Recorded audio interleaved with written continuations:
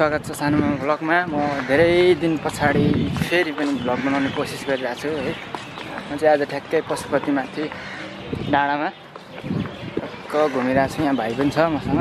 Hello guys, छाता खोल्न मात्रै देखिन्छ। हामी दुईजना चाहिँ टक्क यहाँ पशुपति डाँडामाथि डुल्दैछौँ है।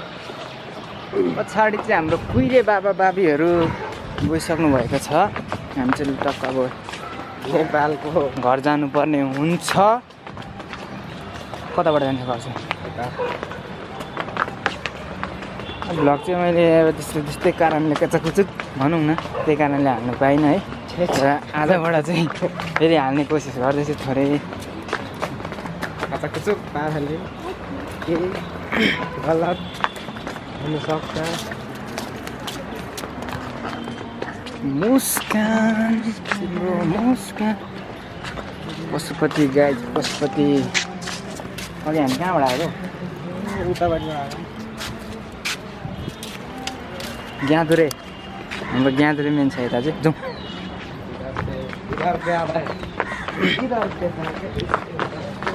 फेरि यता घामले पोलेर हामीले पोलेको छैन, छाताले पोलिरहेछ। यस्तो मनै पर्दैन कि गएको मलाई। यसलाई त के हो भनेर हौ, सोलक के भन्नु है। भजन कीर्तन होला नि मलाई। यस्तै के भन्नु, टाउको दुखिहाल्छ यस्तो सुन्ने बित्तिकै। यस्तो भन्नु हुँदैन, रेस्पेक्ट गर्नुपर्छ।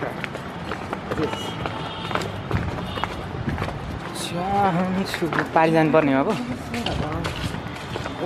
मन्दिर भन्छ जेललाई दिएर गए बाटै छिर्नु नपाएर।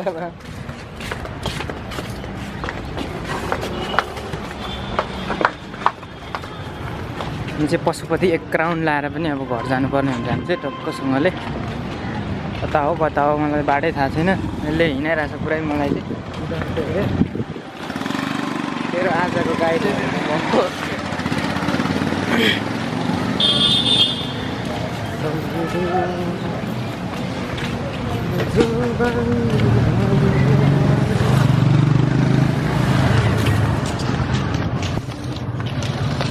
कताबाट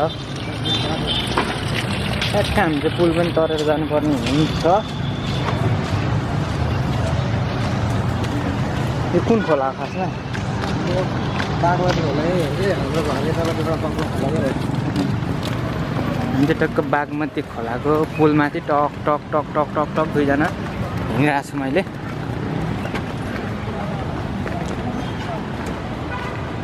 घामले गर्दा आज त म पनि दामी देखिँदैछु त हौ।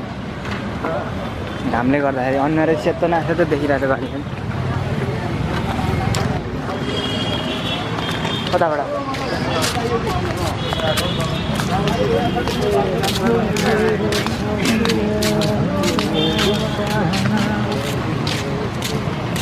यो पार्कै पार्क हो भने नि पुगिन्छ होला होइन? तर यो पार्क जानु हुँदैन, यहाँ माथि ब्लक छ क्या। यहाँबाट यता यो रोडको पछाडि जानु। टक्कमा चाहिँ भाइकोतिर जानुपर्ने हुन्छ आज।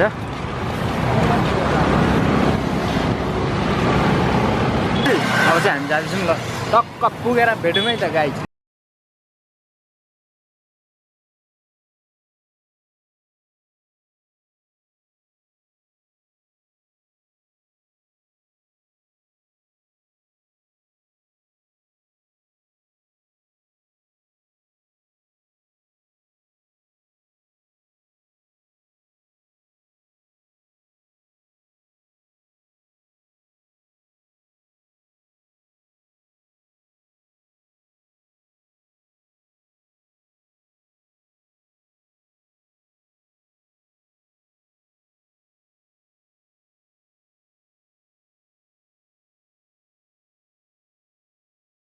रुम पुग्न लाग्यौँ है। हामी चाहिँ त्यहाँ हिजो भान्जालाई भेट्न गएको थियौँ भक्तपुर थियो गट्ठाघर छेउमै हो भान्जा घर चाहिँ। अनि त्यहाँ गइरहेको थियौँ।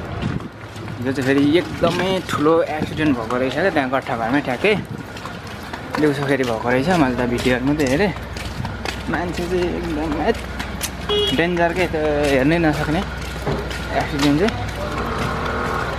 के भन्नु अब त्यहाँ नेपालमा लापरवाही बढी छ र ट्राफिकको कारणले भन्दैछ प्रायः धेरै जस्तो चाहिँ। तर के हो खास कुरो चाहिँ त्यो चाहिँ थाहा भएन। तर बिचरा अब हेर अकालमै ज्यान जानु त त्यो त सोच्नै सकिँदैन के हो के है। नेपालमा चाहिँ यस्तो एक्सिडेन्टहरू भइरहेको छ है, जहाँ अब प्लेन क्रास भयो, हेलिकप्टर कुन ठाउँमा रहेछ चाहिँ अस्ति हेलिकप्टर पनि थाहा भएन। ए शान्ति नै दुर्घटना त नेपालमा कति हो कति के हो के नेपाल। अब त यो गाडीमा चढ्नु प्लेनमा चढ्नु भन्दा बढी हिँड्नै राम्रो लाग्छ म त। त्यही भएर अहिले पनि म हिँडिरहेको छु। त्यही भएर अहिले हामी पुरा हिँडेको घाममा पनि देखै हो। लापरवाही बढी छ क्या नेपालमा। गाह्रो छ हौ, मान्छे कहाँदेखि के काम हुन्छ हेर बिचरा कहाँ के काम थियो। अब स्कुटरमा न उसको गल्ती थियो न केही थियो, बसिरहेको माथि पुरा धँसारेर परा लगिरहेको थियो क्या, चक्काले पेलेर पुरै हुन्छ नि। मैले त भिडियो हेरेको तर मासु त पुरा त्यो चोक्टा मात्रै थियो क्या, केही थिएन। बेलुका जाँदा ब्लकै ब्लकमा छैन। अनि आन्दोलन पनि परेछ त्यहाँनिर, दिउँसो पुरा जाम थियो अरे भन्छ त्यताको मान्छेले। तर म चाहिँ बेलुकाखेरि पुगेको, बेलुकासम्म पनि जामै थियो क्या त्यहाँनिर। अनि के भन्ने अब यो घटनाको बारेमा।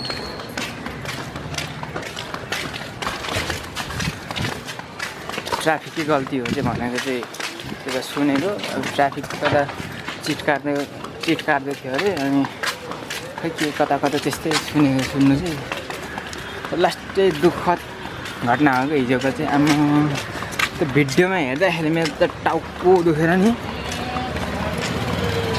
त्यो मासुको चोक्टै मात्रै थियो क्या त्यो। ओरादेखिको घिसारेर लगेर चाहिँ अनि त्यत्रो यस्तो हुन्छ मान्छेको जिन्दगी भएर त्यस्तो भएर मर्नुपर्छ। अनि के भन्नु, एकजनाको लापरवाहीको कारणले गर्दाखेरि र निर्दोष मान्छेलाई त्यसरी के भन्ने अब।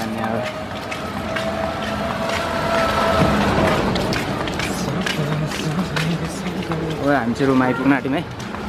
त्यससँग हामी जाँदैछौँ।